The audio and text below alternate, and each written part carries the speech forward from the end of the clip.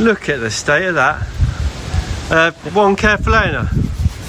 Yeah, I don't know about the other, like 4 or 5. It is. Listen.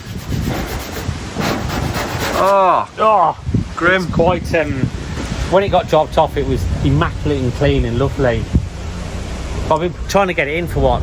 About a year, probably. Yeah, probably is about a year. So it keeps getting put back. Bloody customers getting in the way wanting their cars done. So it's today's the day. I think you'll be alright with a bit of a wash and a. Well, you've got no choice now. You're in it. You've either got to paint it or clean it. Yeah, no, it'll be alright. All right. I mean, you might want to mop afterwards, mightn't it? But I'm sure it'll be fine. The brakes. I've got new brakes anyway, so they don't matter. Well, see you on the other side.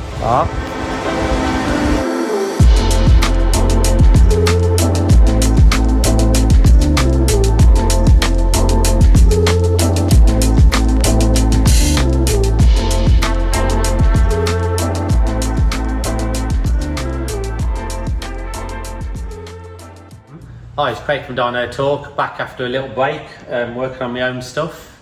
Not really had a chance to do much of my own. So I don't know if you probably know in the background, this is an M3 that I've got to do my next conversion on. So it's not the same M3 as you had before when you built an M3? No. Even though it looks identical? It looks identical, it's white, it's basically the same car. We had a customer that bought this to take the engine out of to put into his E46 M3, which we did, which is a blue one that's people sent some pics of. So that's done and gone now. He's happy with that. So I had the rolling shell that was left, no engine, no gearbox, etc.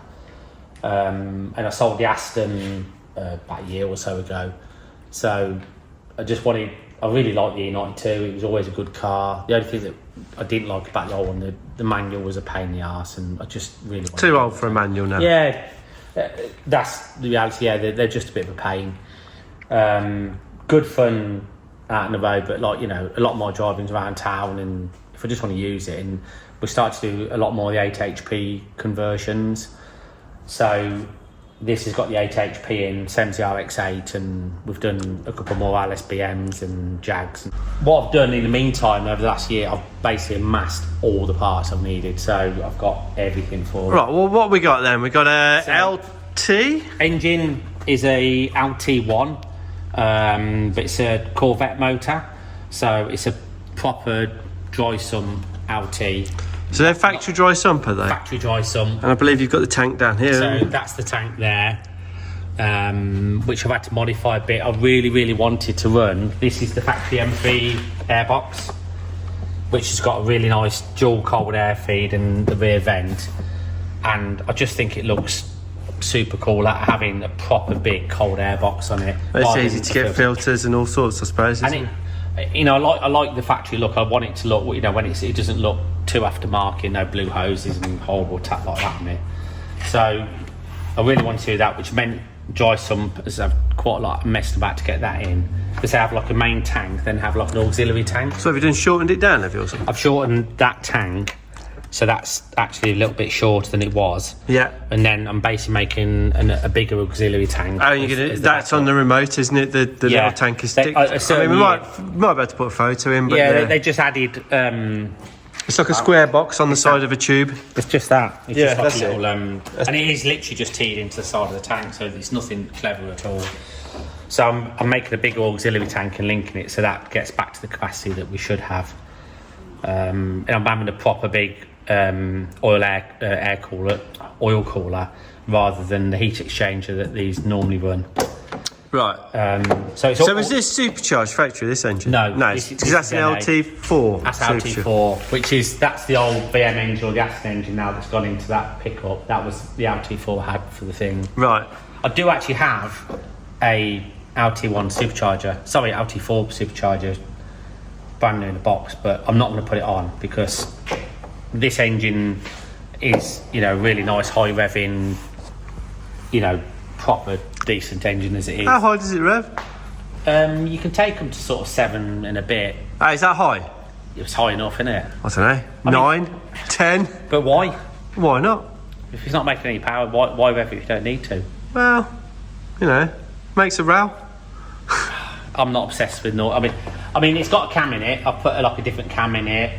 and done DOD delete and port injection conversion. And so there's no direct injection on this at all, because these would come direct injection. We took the direct injection off. It just simplifies it massively. I could have run it with direct injection like I did the LT4, but it just tuning and everything's a real pain in the arse then. So this is a conversion manifold from MSD, is it? Yes, yeah. And it comes with port, obviously direct port injection. So that's going to be, obviously we're going to run it on Emerald, which is my favourite. And Carl they're actually bringing out a new ECU. He's working on it at the moment, so this will be probably one of the first cars to have the new ECU on it, which will do, it's a massive update on the last one. The K6 would do way more than anybody thought, but this one's going to have like new case, new plug, way more pins. So this one do 8 cylinders sequential? It'll do 12 if you want it to. Dual throttle bodies. It'll do pretty much everything. I think it's got 4 can lines. It's got a thing called these throttle bodies are called center control. Right. So there's not many people that can run them, and he can. So what is this throttle body? Does it LT? Right, factory LT. But they have, that's actually a big version, but they have they're like a 5-wire instead of 6. Right. So it's not, Centi's like a type of canvas, but it's really weird. So there's very few manufacturers that can run. I mean, I haven't even got my head around canvas properly yet. Well, never mind change. I'm that far behind. It's sort of a tighter canvas, really, but they're just making it harder and harder. And obviously GM use it in reverse on the throttle body for some reason. I think just to make it awkward.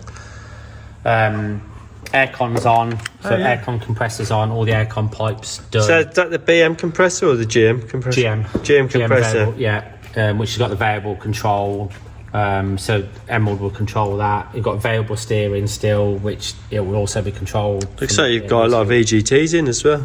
Yeah, I mean, I've not really bothered with them before, but particularly when you've used them on the Porsche. Yeah, they are very nice to have. It's really handy, because particularly if you've got a misfire or something like that, it's that cylinder. Yeah. It's more of a tuning aid than. Yeah, it's nice for fault finding. Yeah, I mean, I think once you run it day to day, you probably won't really bother with them. But it's just while the manifolds are off, it's easier to do than not. So all the wiring, I've made the loom already, so the wiring, everything all fits in the original factory box. Right, where were we? Yeah, so EGT's on there more just for diagnosis and anything, and it's easy to put them in when you've got the manifolds off. They're factory LT4 manifolds, again what I used last time, so I know they fit and work and clear everything. So there's no steering geometry altered, everything, it's all completely factory. Send it up in the air and yep, have a look. Have a look underneath. We got big brakes there. Okay. Yeah, of course. I can't remember what they're off. What are they off? So these are they're actually Camaro discs. Right. Were they the right stud pattern if you had the bells made? No, they're the same. Oh, right, cool. So they're actually off a Camaro. They're Bear brakes, which is big in America, not heard of much over here. And they're actually C63 AMG calipers. Right, I sort of remember painting them. Yeah, thanks, Jay. Nice job. HSDs in there. Got some covers on to try and keep them nice for the winter. So they're all on. Just got to do all the setup on them. I've had a lot of the bolts I've sent off for to get re-zinked, all the subframe bolts, mounts, or stuff like that. Stud kit from Driftworks. Nice. Available at driftworks.com. Yeah. And the HSDs. Oh yeah, those as well. Yeah. So we've got. I think we'll get away with the light. Big flat brakes as well, which Jay has kindly painted again. So are they Camaro? No, something else. They're BMW. Right. You can see underneath PMC mounts, the what they call it, a bit like Vibe Technics, available from Driftworks. Driftworks.com. Thanks, guys. Yeah. Our friend Martin made me the adapters. Don't worry, they're getting changed for both. Hey, for the brake. Yeah, he made me the adapter kit up because that's what he does. So yeah, all the that's the factory dry sump. I'm just waiting for the fittings to come to plumb that in. BMW oil cooler. So is the red pack completely BMW as it is. And I Right. haven't even took it out of the car, so all the colour lines, rad pack, everything is all completely factory.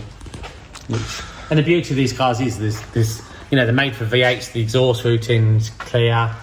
So we're on a PMC adapter Yep. to 8HP Yep, so- 70.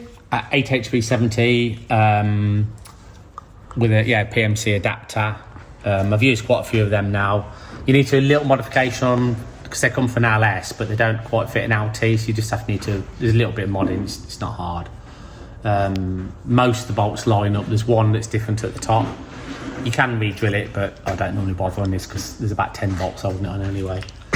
I've managed to use the Jaguar mount. I've just made some adapter blocks. So this is a Jag gearbox, is it? It's a Jag gearbox, Yeah. yeah. And I use the factory rubber mount at the back then, so it's quite nice for the isolation. And Oh, right, yeah. if you make the gearbox mount too stiff, you tend to vibe into the car. BMW prop, Is that M3? M3 prop, Right, fitted, did it? bolted straight back on. Sweet. The centre bearing's a different size. It's 14 to 16 mil. So you have to pop the centre bearing out, machine it, and put it. It's only a nylon bush. Right. So that was a real nice touch. It saved like 300 quid or whatever it is these days. Yeah, yeah. And weeks of waiting. Well, yeah. I've blasted a lot of the arms, HSDs on the back, Miltech back boxes. Miltech? Yeah, Miltech.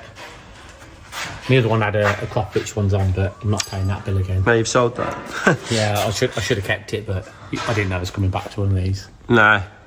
Got Apex wheels for it, Apex ARC8s, and some Nankang tyres coming for it tomorrow. What else? Recaros.